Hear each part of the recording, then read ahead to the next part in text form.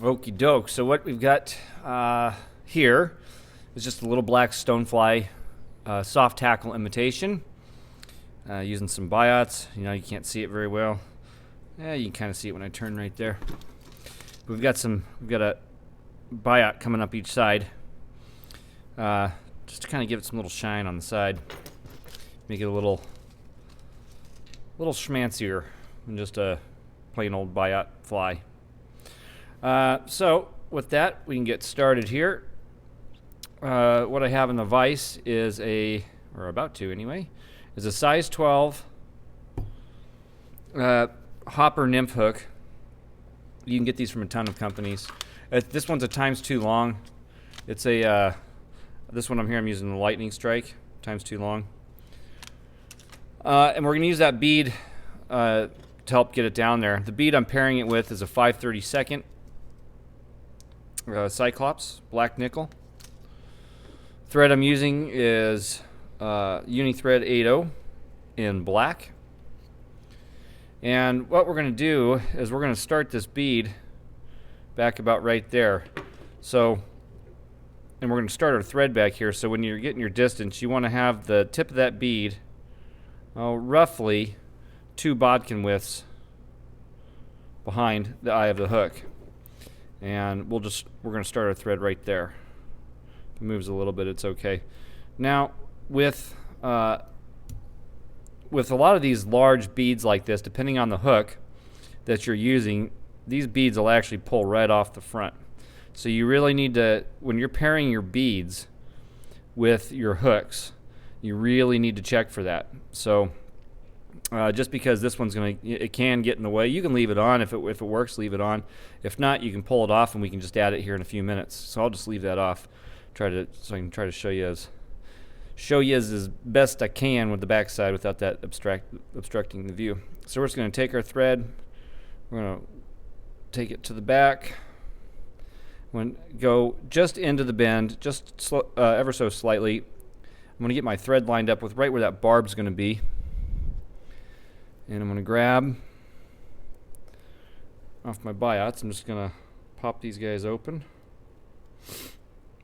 and grab a couple. We're going to be using a total of 6 black biots on this one. Now when you're working with these biots and you pull them off the stem, they'll kind of stick together a little bit, so you can just come in here and nip just the ends off so that they open up. And then what I'll do is I'll moisten my fingers just a little bit so I can separate them. Let me go ahead and do it with the other fingers too. Now I'm going to turn these biots so that the concave side is opposite of each other and facing out. And then, oh, sorry, I'm not on camera there. My bad. And then I'm going to place them on my finger like this and pinch them together. And then I can simply just move my fingers back and forth to get them to the distance, an equal distance. So when I'm lining these up for the tail, I want this tail for this fly, and this is just kind of a generic stone fly. You can play around with this, and there's not necessarily any right or wrong here. You can do it that way too. I just seem to have a harder time doing it that way. I got to realign them now. Messed around with them too much. There we go. So you want the tail to be about 3/4 to a full hook shank length in length. There we go.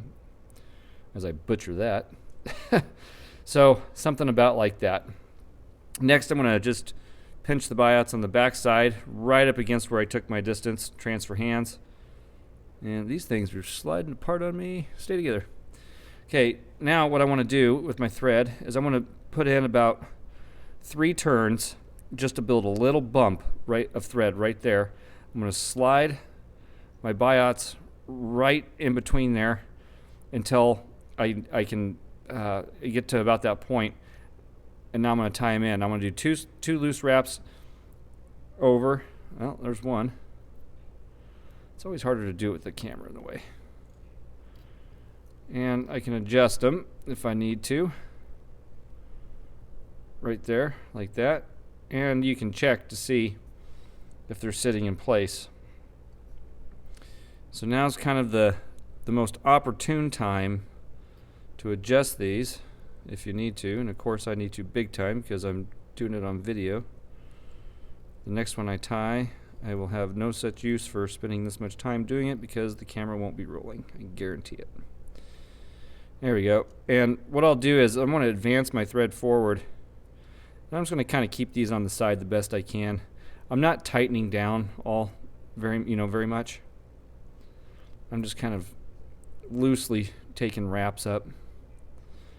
I'm even skipping forward. I'm not doing any touching turns or anything, so it's kind of a lumpy, bumpy body, and that's going to work for now. Okay, this doesn't have to be perfect. These are tough to use. It takes some practice. Really, the goal is if you can see that. I don't think you can see it. Everything's so dark. But to have that little thread bump split this open and keep these apart. Now, if you're to this point and you're struggling and you need to take your bodkin and open these up a little bit, go for it. And then what you can do, just to help keep them open, you can use a little UV resin here. You can come in with just some super glue. You kind of force these guys open and glue it right there. Now, if you do that, what you should really do is wait until that glue sets. This crazy glue that I use, it sets in about 30 seconds or so. And then that'll really help. So in the meantime, what I'm going to do is I'm going to grab my small copper wire, and I'm going to get about 4.5 inches off of it or so, maybe 5. It really depends on how much you like to have in your hand when you're winding this guy forward for your rib. Now I'm going to tie this in. I'm going to kind of bring my wire right up front here. I'm going to tie it in so that the wire is on the underneath side, just like that. I'm going to put in about 3 wraps in. Okay, I'm going to kind of line it up, and then I'll tell you what, I'm going to undo that so I can show you what I was going to show you. I'm going to pull my wire further forward. It's usually easier if you just kind of run your wire forward, put your 3 wraps in, and then what you can do is gently pull that copper wire, or any wire for that matter, just back until it slides right underneath those thread wraps. And then what that does is that allows you to avoid having to cut or tear off that wire. And on a lot of flies, it won't matter so much on this one because that bead's going to be there. But then on a lot of flies, that can nick your thread as you're coming back forward, and you're like 3/4 of the way done with the fly, and then you're like, geez, man, now my thread just snapped because of that stupid wire. So I'm going to continue to tie this in.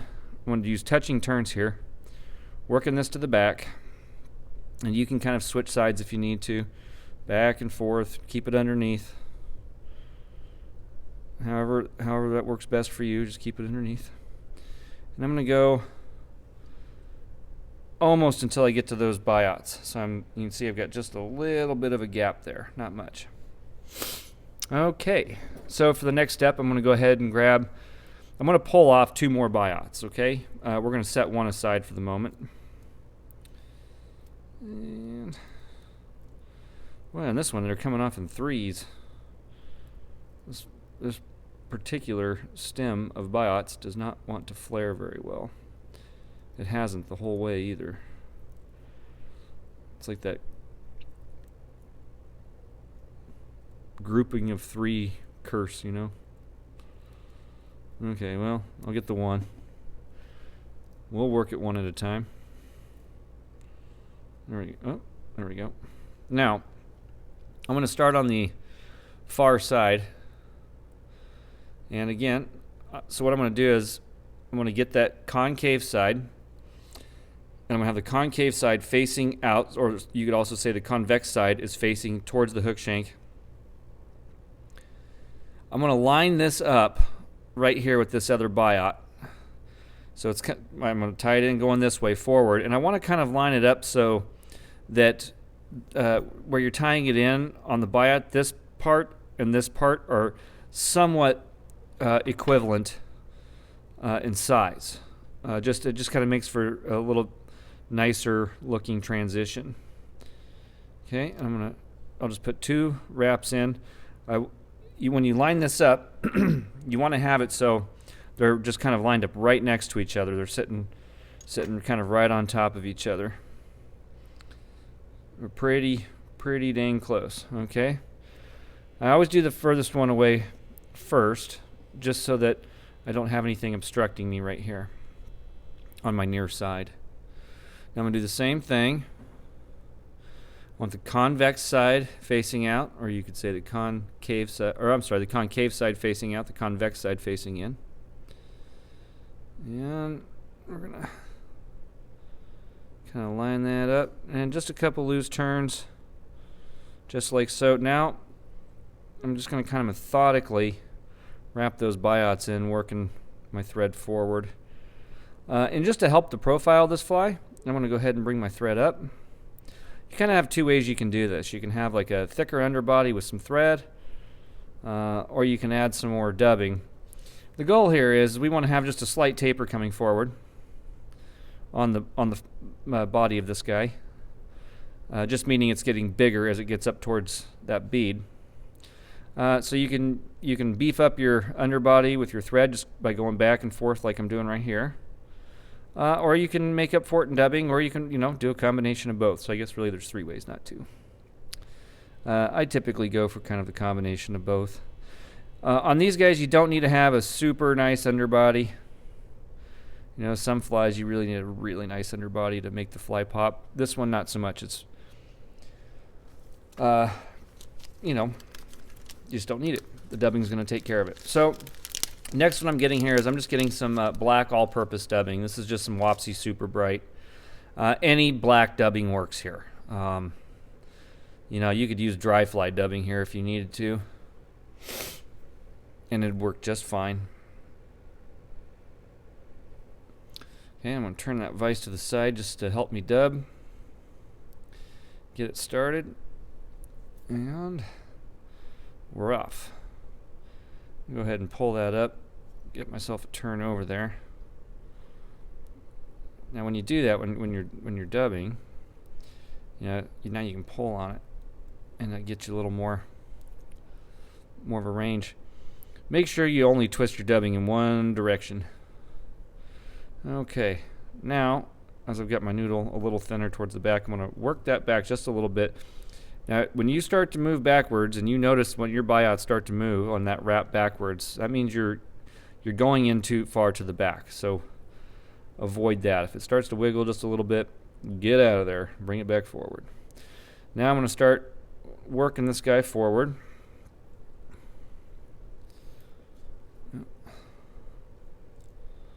You can kind of go back over. Pinch it down if you need to, if it's not working with you and staying in place.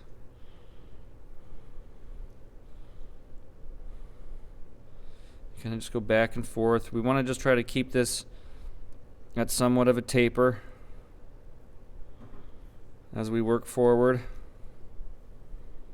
See, so I went forward, now I'm coming back a little bit just to help build it up a little bit. You can see I'm using my fingers to help pull it, push it, touch it to keep it down. All those are acceptable here. This is this is not some really pretty dry fly that we're gonna mess up. Okay, I've got pretty much enough there, so I'm just gonna pull that last little bit off. I'm gonna put a couple wraps in, and I can go ahead and trim this out. Boom, just like that. All right. So we're gonna start on the opposite side because it's just easier to work, and I'm gonna pull this biot forward.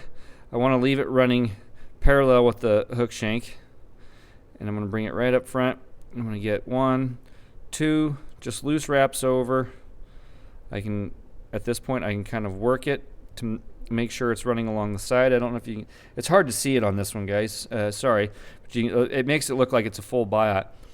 If you're using like a turkey biot, this is a goose biot, but if you're using like a turkey biot or something that's got some really long stem to it, you could actually just use the one, fold it back, bring it back forward.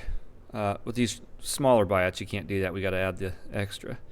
So if you've got a longer biot, go for it. And I'm going to go ahead and put a couple loose wraps in. There. Now to keep these biots in place, what I really like to do is keep turning this to the side so you guys can see. I like to take it and fold these guys over. You can use your thumbnail or Get your bodkin in there to push them back. I just trim my fingernail so I just don't have much to use as far as leverage is concerned. I'm pulling them back. So we're going to pull them back kind of like that right there. I'm going to draw them to the back, and I'm going to put a couple wraps in over there. So what we've done here is we've kind of created this little V-wedge. We have the biot coming forward. We folded it over, took it to the back, and wrapped it in again going backwards. That's going to really lock that those biots in place, and you shouldn't have any problem. Now, when I come in to clip these, I don't usually use my scissors on this, just because I can't get in there very well. Oh, I got that one all the way. I tied that in all the way. I got to get this one on this side. But with my fingernail clippers, I can kind of scoop it off the side a little bit. And then, you know, most fingernail clippers got this little flat profiled edge where you're not going to damage your biot. So, anyhow. Next, I'm going to take my wire and I'm just going to simply start wrapping forward. We want excuse me. We want 5 to 6 turns here. Evenly spaced. Take your time. Kind of my general rule of thumb is, if I can get it, and use my bodkin actually as kind of like a little ruler there. If they aren't, how do I phrase this? Evenly spaced, or the spacing progressively bigger going forward. There we go. And that makes 4. I'm going to get one more in there. That makes my 5. You know what? I'm going to go ahead and do one more. These are going to be covered up here, but it's all right. We'll get it in there. So I'm just going to cross my thread over my wire. We don't want to wrap our wire in going forward too much. Matter of fact, we want to kind of stay to the back here. Okay. Once I've got 5 or 6 turns in there, something like that, and come in and give it the old helicopter till it comes off, or you can trim it. Next is the biggest decision of this fly, whether to keep all this shag or lose it. I'm just kidding. But you do want to decide now if you want to keep that shag or lose it. I like to get rid of it myself. I think it looks a little overkill with the soft hackle. So at this point, we're going to whip finish. Maybe. There we go. Got too much stuff on my desk. Got about 5 in there. You can glue this shut if you want. If you're not confident in your whip finishes or anything like that, you go for it. Give it a little shot of glue. I'll do it with you anyway here, just for funsies. Not sure it's super necessary here. Okay, now for the bead. So if you're on one of those hooks where you can slide the bead off and on, awesome. If not, go ahead and slide your bead back.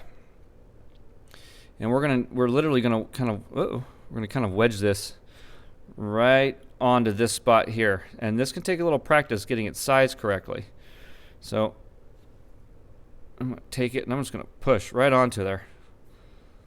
Oh, cool. I got my 5th rib. Usually I only get 4. Cool. Very cool. So trim that guy off. He's bugging me. Now, what we're going to do is just take our thread. We're going to tie right back on. Work right up to the front of that bead. And put a few extra thread wraps in right there. Kind of the goal here is just to make sure we have just enough thread wraps that are covering that front hole so the bead can't slide coming back forward as we start to work the fly on the front side. Okay. And so, next, what we need to do, excuse me, is we need to go ahead and get 2 more of the black biots. Yeah, they came off in a pair that time. Trim those out just like that. Again, I'm going to kind of just dampen my fingers a little spit. Some people keep a little sponge there.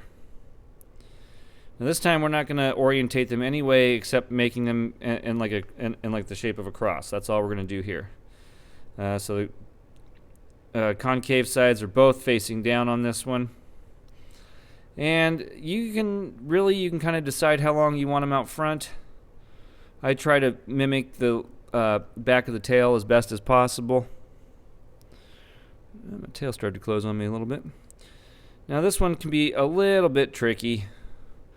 So you're just gonna, what you're gonna do is you're gonna orientate these so that you've got your tips lined up even.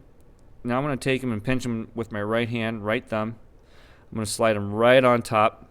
I kind of want this going directly like this. So it's like a V over that O. And I'm gonna pinch it right there. Let's see if I can do this on the side. I'm going to go ahead and grab my thread and just bring 2 loose wraps over while I'm holding that in place. I don't know, I think the one shifted. Oh no, it didn't. Cool. Now, if you need to make an adjustment, you'll see how mine kind of slid there. Go ahead and make your adjustment now. And we're just going to just gently start wrapping back. You don't need to start adding a lot of pressure right here. The more pressure you add right there, the more these things are going to want to move, and you can kind of come back and adjust them again. And then what I'll do is I get kind of halfway between the back of the eye and the bead itself. That's when I'll start tightening my thread wraps down, working them just right up to that bead. And again, you can use your scissors here. I'm going to bring in the old fingernail clippers and nip those off. Now, if you're not confident in this part of it and you want to use some glue, go for it. I really just want these to stay separated like I intended. Be careful playing with them too much, they will break. Okay, next for the soft hackle part. What I'm using here is just some hen. It's black hen. I was thinking about it. You could do this all in yellow too. I'd make a yellow stonefly imitation. So really the only thing we're looking for here in our hen, it can be all beat up. This is a great way to use some of your beat up feathers that are, they're all curved and crooked and whatever. This is a great little bug to throw those on and use those up. All we're really looking for here is a feather that when you slide them down, when you extend the barbs out like that, when you take this to right behind the bead, that these hackles end at least to the barb, preferably to the back of the bend back here, or even just a little bit beyond. And the reason being is because when we wrap it over this bead, that bead's going to keep it popped out, so you're going to lose some distance here. So if you were to use something like this, and where it takes it just directly to the point or something like that, by the time that soft hackle makes it over that bead, it's only going to be about here, and we really want these things to flow back here and really give the appearance of some legs. So take your time and find a little feather that's going to work for you. Typically on a lot of these little hen feathers, you can get 2 or 3. You can get 2 or 3 of these stoneflies out of them. So prep for this hackle, we're gonna. It's pretty simple. I'm gonna go ahead and just draw everything back like this. Again, I'm gonna come and kind of size it up. Like this is a little short. I need to find the area. That one will be okay. That gets to the back. I just want to make sure I've got my distance. And once I have the spot on my feather where I have enough distance, we can move up to the thinner part of the front. Okay, I'm going to grab all this tip on one side. I'm going to draw all this to the back. And now what I'm going to do is I'm going to come in and I'm just going to clip this off just like that. Now this is not a fancy way to tie, sometimes you'll tie these in reverse. Depending on the fly pattern and what you're doing. Of course, I let go of it and they all pop back into place. If they do that, you can just grab your hackle pliers, wet your fingers, draw it all to the back so you can get a better grip on it. So there we go. Now I'm just going to line this up, get a loose wrap over, pull it down and in, and I'm going to really go tight here. Tightening all that in. When I get to the front, you can do this optionally, you don't have to, but I'll come in and I'll put you know, 3 or 4 thread wraps right underneath up front here, and then jump my thread right back to behind the eye. Now what that does is you can see it kind of pops these up, and it's going to make them bounce a little bit better in the water. They're not going to be able to just lay flat against that hook eye. Plus it'll help you get your you know, your tippet on there. So next what we want to do is we want to kind of try to fold these over the best we can. We don't need to go a full like doubling of the hackle, which is what a lot of people do, but to do that you can just simply grab, I know it's hard to see, but I've grabbed both sides of the barbs of the stem, and I'm going to take that, I'm going to bend it and pull, and then what that does is it starts to orientate those barbs to the back like that, so they lay backwards. Okay, and all we're going to do here is we just, you know, we just really need like one good solid turn. You can go 2 if you want to go 2. You can go 2, and that's going to do me. I've just got the one full solid turn. I'm going to twist my hackle. I don't know if you can see that. So here I am like this. I'm going to twist it, and that's going to help expose kind of my tie-in point. Actually, I need to go a little more. I'm going to miss half that. You know what? I'm going to go 2 on this one. I don't like the way that looks. You know, and if you do that, you know, if you make the judgment call if you're like, hey, that doesn't look quite right. Okay, now I'm going to twist it. You can see that's kind of laying flatter on the back. I know, guys, this one's a little harder to see because it's all, you know, it's a dark fly. I'm just going to get 2 over the top, right on the stem. I'm going to draw all this stuff to the back. I'm going to place some thread wraps right in front. I'm going to cross it over again, doing some tight thread wraps right here. Kind of give it a nice little tug. Now you can come in with your, you know what, I'm just going to stick with fingernail clippers here. Come in with your clippers, clip it out, get rid of this guy here. Just wish I had that one back. It's a little closer than I want. I like them a little further spread.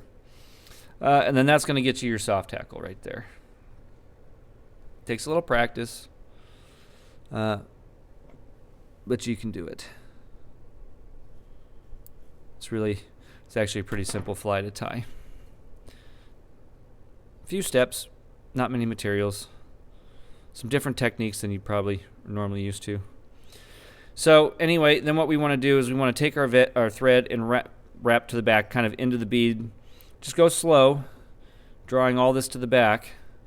And we're doing that just to make sure that we're capturing any loose stem or anything. And then at the same time, we're just kind of building a little head right there. Next, the whip finish. Let's just go ahead and get it. Now, when I'm doing this, I'm going to grab all this feather, pull it back out of my way. Yep. 3. Got 4 in there. Nope, I was going to do a second set. It snapped on me. That's all right. So I got 4 whip finishes in there. And then for the head, I will use either some head cement or a little UV resin or a little glue or something.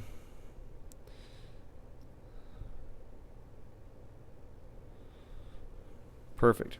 If you happen to get a little glue right inside that eye, like I think I just did, you can take a piece of leftover wire or some peacock herl or something and just run it through there. Wiggle it around.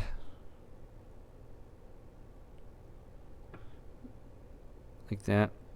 Get all that glue out of there before it sets in there and gives you grief on the water. So there you go.